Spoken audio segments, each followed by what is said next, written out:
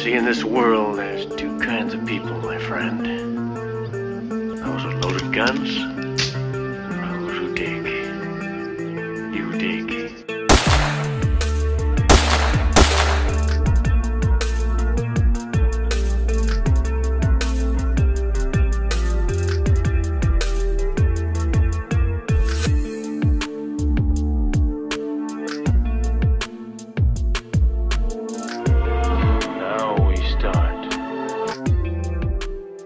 Bonjour à tous. Alors pour aujourd'hui, nous allons faire le point hebdo régulier. Nous sommes aujourd'hui le vendredi 7 mai 2021 et je vous propose de vous présenter quelques éléments que nous avons en portefeuille. D'une part pour illustrer ce qu'on a expliqué lors des cours sur les bases, mais également éventuellement pour vous donner des idées. Donc en premier lieu, je vous propose de regarder le ticker QQQ, qui représente le Nasdaq, qui suit le Nasdaq 100.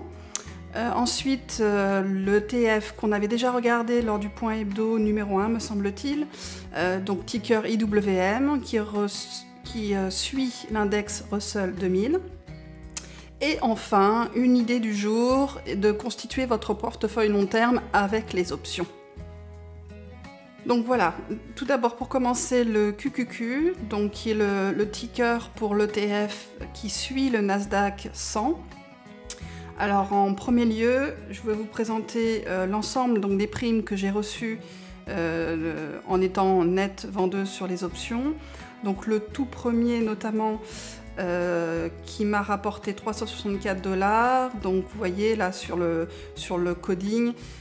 Donc ticker QQQ, échéance 19 février 2021, j'ai vendu un put strike 245 et le delta, on viendra également sur cette grecque, on regarde tout de même, était de 13,1%, donc en gros le marché dit qu'il y a 13,1% pour que au moment où j'ai fait la transaction, donc le 24 novembre 2020, l'ETF QQQ atteigne le strike de 245 à échéance, l'échéance étant 87 jours plus tard, le 19 février 2021. Donc ça c'est la première vente de put que j'ai réalisée. J'ai également réalisé, donc ce qui est en rouge ce sont des ventes d'options, ce qui est en vert ce sont des achats d'options. Donc également ici donc les 123 $ que j'ai reçus pour avoir vendu un call cette fois-ci, échéance 21 mai 2021, strike 365, avec un delta au moment où j'ai réalisé l'opération de 8,4%. Donc cette opération a été réalisée le 3 mars, au moment où l'ETF valait 313. Et donc je visais au maximum, je pensais que l'ETF n'allait pas atteindre les 365 $ d'ici le 21 mai, donc en 79 jours. Mais en fait, au cours, donc on peut aussi se tromper, hein, et là voilà, par exemple, c'est un exemple de ce qu'il faut faire dans le cas où on pense qu'on s'est trompé, parce qu'in fine, ça a redescendu, enfin peu importe. Mais voilà, au cours de la vie de l'option, l'ETF a finalement plutôt monté. Donc j'ai décidé de racheter mon option pour éviter d'avoir l'action l'ETF qui atteigne le niveau de 365, et j'ai fait un petit bénéfice de 20 $, mais surtout ce qu'il faut retenir, ce que j'ai fait, c'est que j'ai en fait roulé ma position, j'ai repoussé en fait le problème, et c'est encore ça aussi, c'est vraiment la magie des options. Donc j'ai d'une part gagné 20 $ sur cette opération, mais surtout j'ai revendu ensuite un autre call, donc toujours sur le même ticker, une échéance plus lointaine, et j'ai reçu une prime pour cela de 97 $. Donc avec un delta qui était à l'époque toujours pas très important, et qui d'ailleurs, vu que finalement je suis allée dans le bon sens, là le delta a plutôt diminué depuis. Et de l'autre côté, j'ai également donc fait un bull put spread, n'est-ce pas? Alors là, il y a 3 opérations. Donc il y a l'opération, enfin 2 opérations, on va dire. L'opération bull spread, bull put spread. Donc c'est un credit spread. Donc j'ai reçu en net une prime. Donc d'une part, j'ai reçu 358 $ de prime. Mais pour faire la protection, donc là, le risque maximum que je prenais sur ce credit spread, la différence entre les 2 strikes, donc 260 et 245, je prenais un risque maximum de 15 fois 100 actions, donc 1500 $ de risque. J'ai reçu pour cela une prime de 358 $, mais que j'ai également donc dû acheter la partie protectrice, donc achat d'input à 259 $, donc on le voit ici. Et de la même manière que tout à l'heure je vous ai expliqué que j'ai repoussé le problème parce que l'ETF montait, comme l'ETF montait, je me suis dit j'ai plus forcément besoin de la protection de mon put que j'avais acheté là, 245. Donc plutôt que de perdre toute la valeur, hein, parce que lorsque j'ai raison, entre guillemets, c'est-à-dire que l'ETF n'atteint pas les niveaux que j'avais évoqués, donc par exemple ici le 260 $, donc lorsque les options finissent OTM, hors de la monnaie, elles finissent sans valeur. Donc si j'avais laissé courir la chose, j'aurais finalement reçu rien du tout pour cet achat de put. Et là, en le revendant plus tôt, je reçois, donc j'ai acheté 259 $ cette protection, je l'ai revendue 29 $, donc in fine, la protection m'a coûté que 230 $. Alors la vérité, c'est que la protection, potentiellement, je pourrais encore en avoir besoin, hein, puisque c'est pas fini. Mais étant donné la configuration dans laquelle je suis là, j'ai plus de risque, alors de mon point de vue évidemment, je n'ai plus de risque d'avoir le strike, enfin le prix pardon, de l'ETF qui atteigne mon strike de 260. Voilà. Donc on pourrait éventuellement regarder la performance de ce bull spread, alors sans forcément la revente, hein, pour le coup. Là, je regarde juste la performance du bull spread sans la petite mécanique que j'ai rajoutée derrière. Donc on a 99 $, puisque c'est la différence entre ma vente de put strike à 260 et mon achat de put strike 245, donc 99 $ de gain, 1500 $ de risque, et que j'annualise, donc multiplié par 365 jours, et là c'était sur 102 jours le bull spread. Donc ça me fait une performance de 24%, ce qui est plutôt sympathique. Et vous regardez le ticker QQQ, alors là même, vous voyez, je regarde même pas, parce que là pour le coup c'est flat, donc la performance est de 0%, hein, sur la période du bull spread, mais bon, j'ai voulu regarder depuis le début que je commence à, enfin sur ce graphique que j'ai regardé le QQQ, il a fait 14%. Donc moi, avec ma performance uniquement du bull spread, je suis quand même pas, je suis pas mal. Alors, deuxième exemple, le ticker IWM, donc c'est le ticker qui, pour l'ETF qui suit le Russell 2000, donc les 2000 small cap américaines.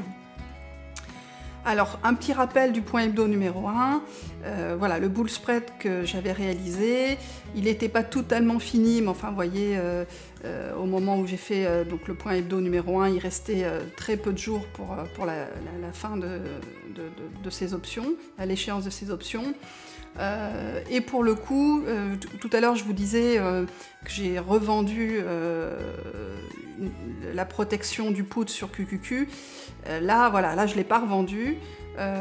Et j'avais, je crois, essayé de mémoire, mais le problème là pour le coup, c'est que la valeur de revente était vraiment très faible.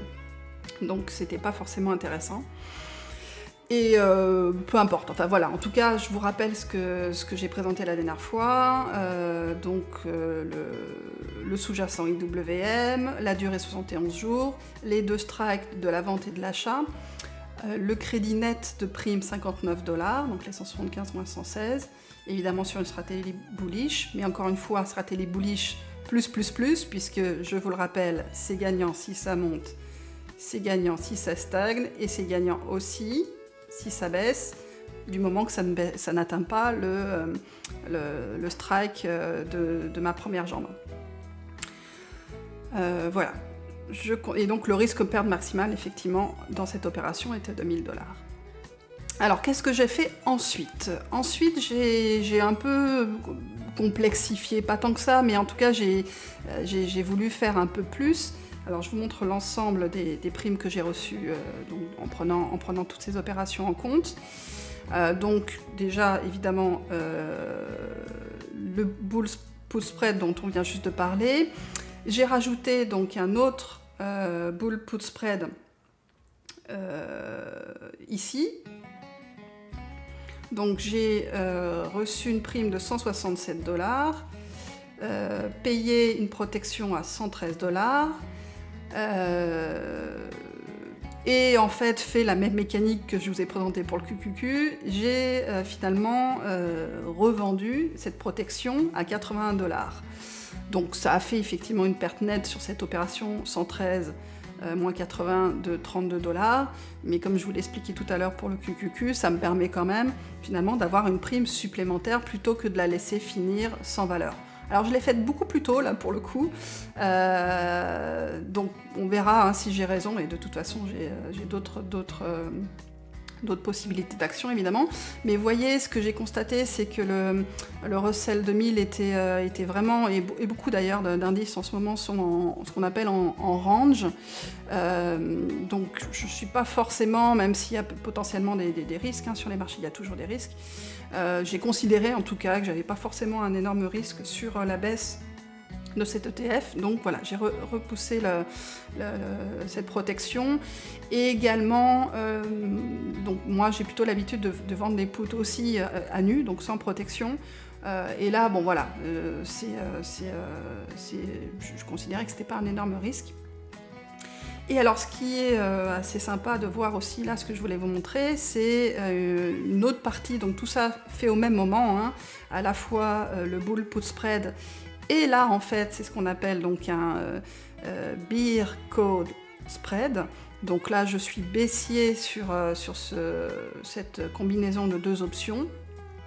Donc j'ai, donc encore une fois, rouge c'est vente, vert c'est achat, et là je suis sur des calls, donc j'ai vendu un call, donc même échéance, 18 juin 2021 que pour mon bull spread, là le strike 255, donc c'est évidemment des calls, et pour l'achat j'ai pris une protection que j'ai payé 36 $, même échéance, et avec un strike à 265.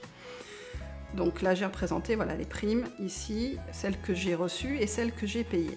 Donc au total, sur toutes ces opérations, j'ai pour le moment, puisque vous voyez que c'est pas fini, mais bon, j'ai pour le moment gagné 232 $ de primes.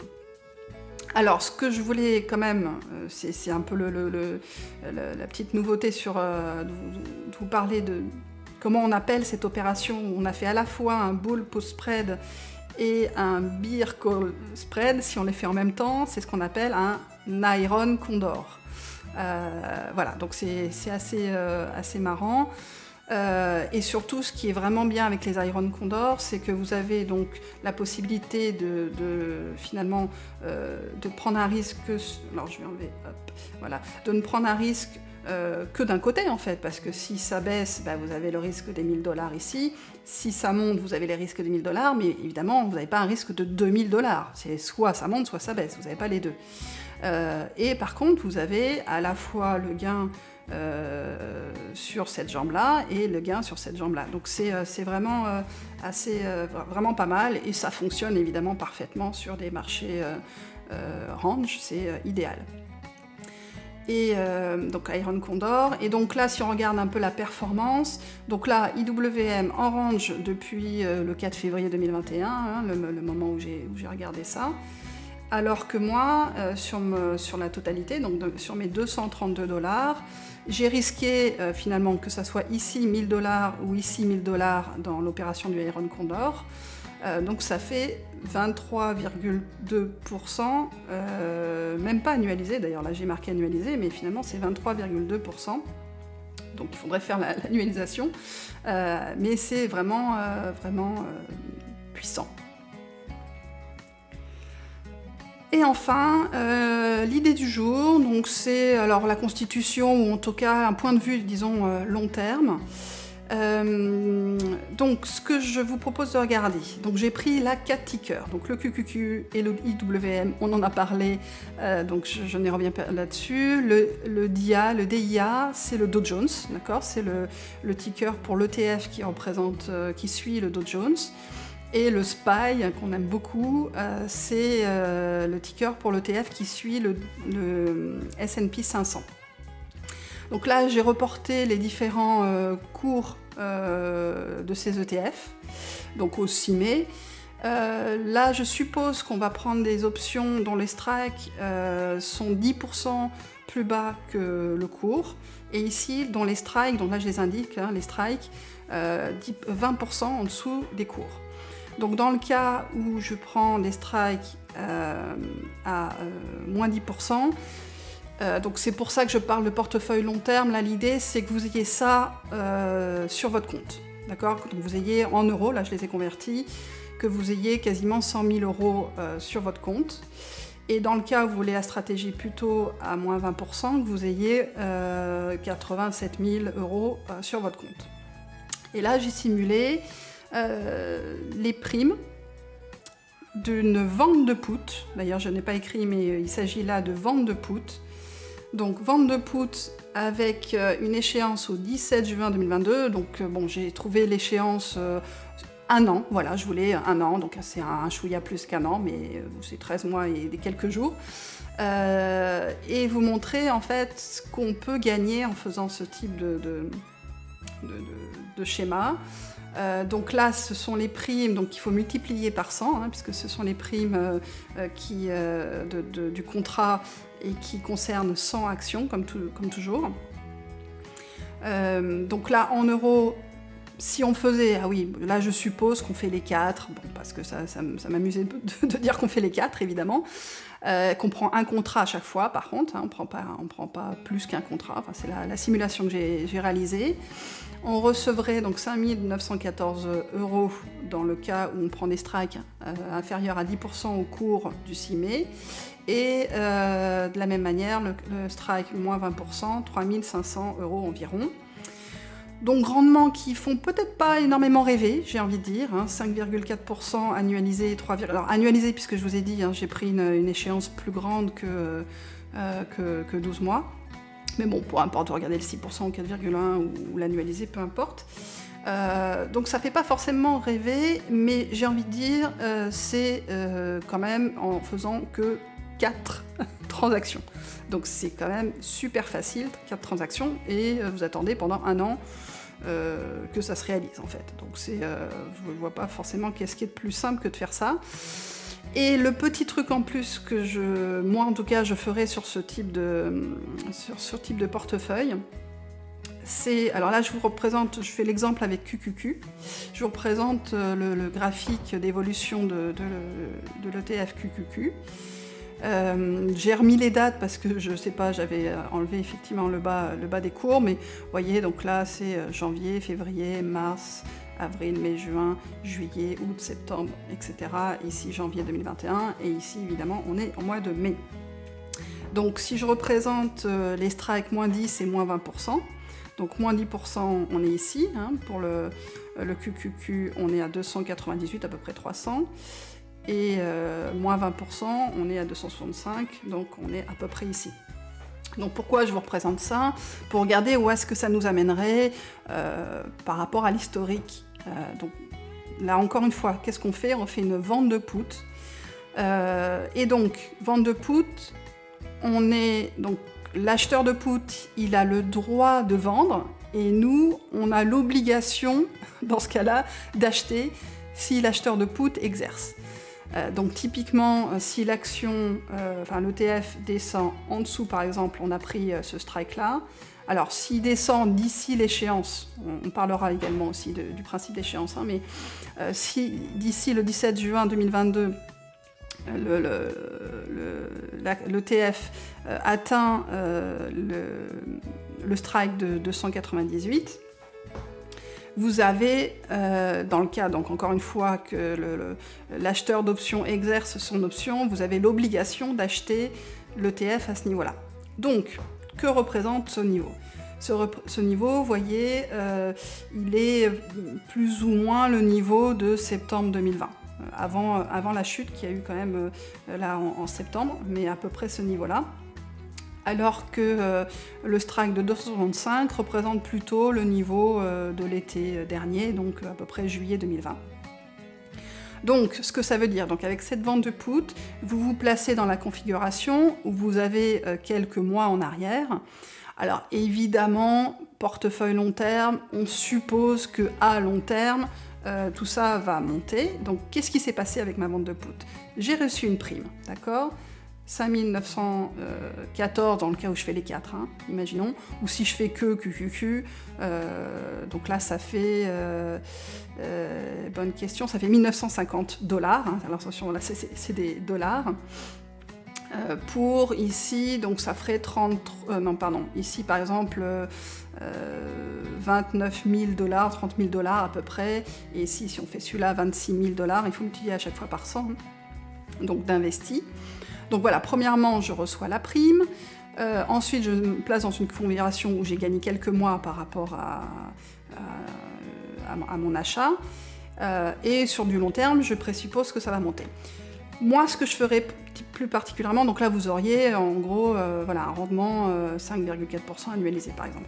Et moi, ce que je ferais dans ce genre de cas, c'est que, donc évidemment si ça baisse, bon là c'est le cas où on va être exercé probablement, mais si on est toujours pareil en range ou pour le coup qu'on monte, ça veut dire que dans ces cas-là, vous allez avoir, donc là vous avez vendu un put, vous allez avoir la possibilité de racheter, vous voyez comme les mécaniques que je vous ai montrées tout à l'heure avec QQQ et la petite branche d'Iron Condor sur IWM, vous avez toujours la possibilité de racheter votre position, et nous en l'occurrence on trade les options, donc on ne cherche pas spécialement, voire même pas du tout à être exercé, donc, ou à exercer dans le cas où on achète. Donc au final, si on est dans la configuration range ou finalement que l'ETF remonte, on va pouvoir racheter le put avec donc un gain, hein, puisqu'on le rachètera dans le cas où finalement c'est moins cher, et probablement peut-être soit assez vite, ou en tout cas mécaniquement ça aura un intérêt si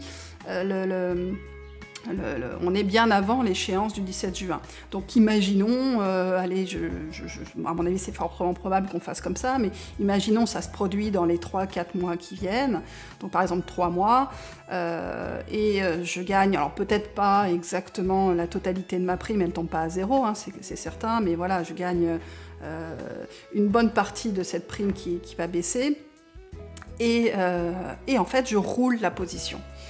Donc, soit d'ailleurs je peux abaisser mon strike, hein, soit je peux rester au même strike mais recevoir encore une prime, et dans ce cas-là, mon gain va être bien plus supérieur à 5,4% parce qu'en fait je vais réaliser l'opération plusieurs fois, plus qu'une fois en tout cas par an. Voilà. Donc on verra, nous on va réaliser ce genre de choses. Alors on n'a pas encore si on en a fait une d'ailleurs, je vous en ai parlé lors du point hebdo, on a fait un mécanique, alors là sur c'est pas exactement la même chose quand même, mais enfin on a fait une vente de put sur l'indice SPX, qui est donc le cousin du SPY. SPX, c'est en fait l'option sur l'indice et non pas l'option sur un ETF, donc sur l'indice SP500. Donc c'est un peu le même esprit, et effectivement moi ce que je compte faire, c'est débloquer la position bien avant l'échéance que j'ai prise au 21 janvier 2022. Pardon.